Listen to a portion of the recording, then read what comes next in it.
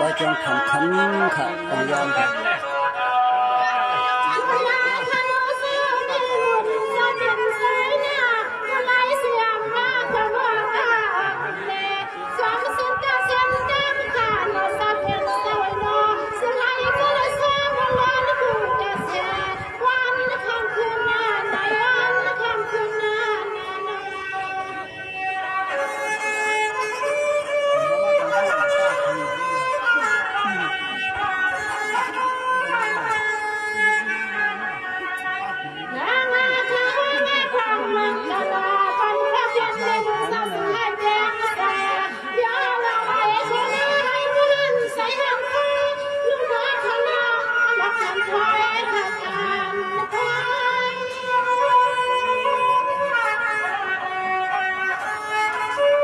เป็นหมอกามค่ะก่อนน้ำมิดเต้าในอยู่ที่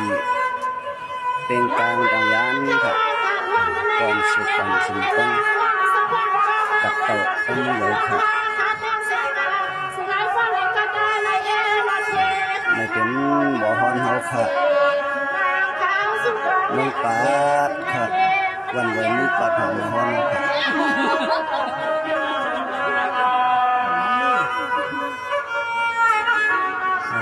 สู้กันเนื้อหมอกำใจจำองค่ะ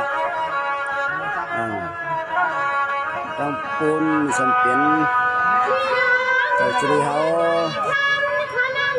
ใจจุรีกันวันลอยดังยานค่ะวันลอยพกเทียดค่ะ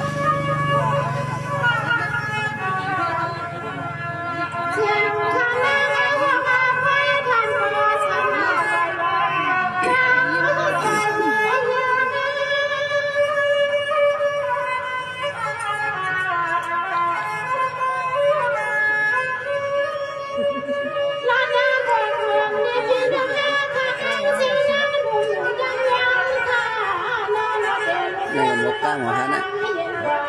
คนหันหน้าค่ะว่าหมอกล้ามไหนค่ะ